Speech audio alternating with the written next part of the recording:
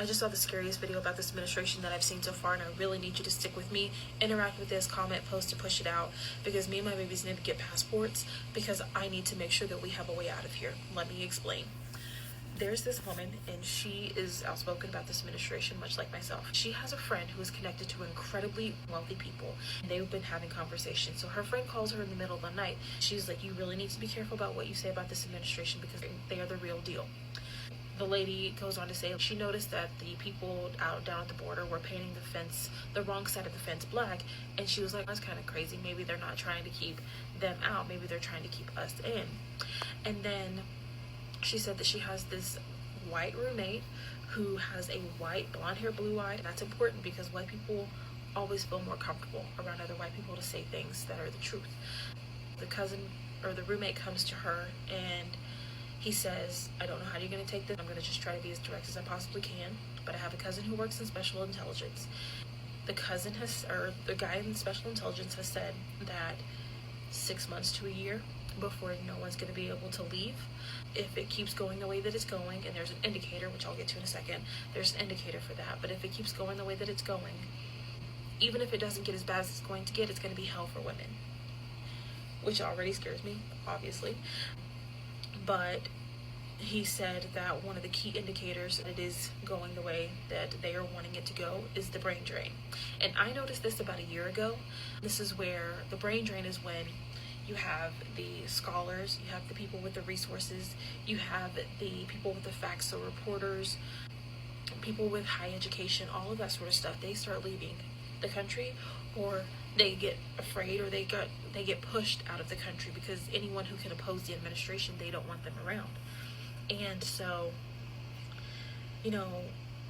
she's sitting there and she's like, or the cousin was like, they could start scooping people up at airports when they start reassigning people to homes. That's going to be when things are really kicking off. Mind you, yesterday, I don't even know what time it is right now, they're sending out troops to 19 different states, cities, whatever it is. While it might seem like this is fear mongering or whatever, it feels like the facts are really in front of us. I'm going to try to not cry, but you guys are going to think that I'm a coward, and I kind of am, because if I didn't have kids, I would stay and I would speak up and I would fight back and I'd be out there protesting. But I've got babies, and above all else, they are who I have to fight for, because if they're not here, I'm not here, and I don't want to be separated from them. I don't want anything bad to happen to them. I don't even want them to know what's going on. So you interacting with this video is going to help us get the finances to get our passports. But the other part of this is, and this is the reason why I'm so emotional, if you're still here, is that I tried to tell my family. Mind you, I am the black sister. I have a biracial brother, but he was the one boy out of 6 kids, and then I'm the black sister, and then I have 4 younger white sisters, right? I have 4 older black sisters and black brothers, but I was raised 75% with my white family, and then I was raised 65% with my white family and 45% with my black family. Whatever the percentage are, it was half and half, but it was more on my white side. They're all blonde hair, blue-eyed, green-eyed. One of them's brown hair and blue-eyed. They're beautiful, but they are Trump supporters, which is incredibly heartbreaking for me.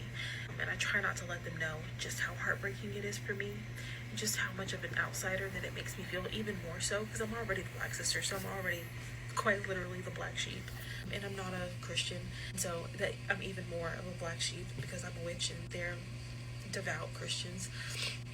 But I already felt alone, so that part was sad, right? But I got over it because I'm used to stuff like that.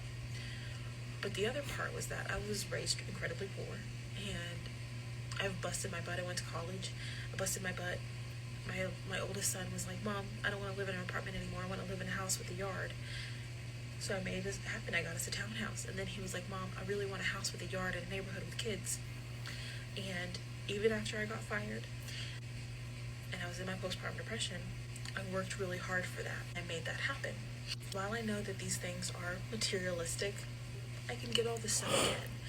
The point is that I busted my butt to get through college. I busted my butt working to get up here. I busted my butt for every single thing that I have. I know that it's materialistic, but when you grow up poor, it's not just that. It's the principle. It's the fact of the matter. Like, so the fact that, you know, I have to make plans to leave this country when I've never been out of the country. Hell, I had never even been to the state before I moved to it. But the fact that I have to make plans to go to a different country, to download apps and a VPN and start learning basic Chinese and all these other things. I can't just have fun and create my spell book things and my digital products, do my skincare and do my TikTok videos and all that sort of stuff. The fact that I can't do that because I have to run away from a country that wants to us is heartbreaking. And it's sad because they get to worry about fall sports.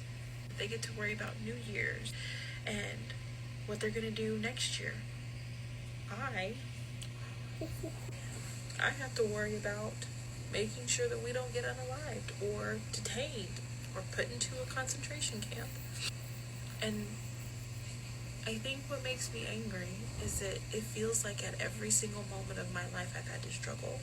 And I feel like I deserve some peace. I feel like I've earned it. And I feel like that's being taken away from me.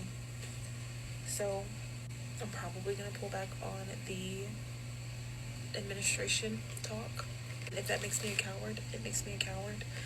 But I've got babies to protect. We're going to try to get out of there. We're going to try to get out of here as quickly as possible. I guess. I don't know. We're going to have to see what happens. Should I wait? Should I stay? Why would I take that chance? I'm trying to protect them. Why would I take that chance? What?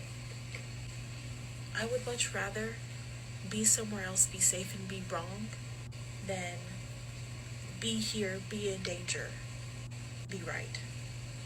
After seeing that video, I thought that I could forgive them for voting the way that they did. I don't think that I will ever be able to forgive them for voting the way that they did. And I think that if anything happens to me or my children, it is on them, and they will have to live with that for the rest of their lives.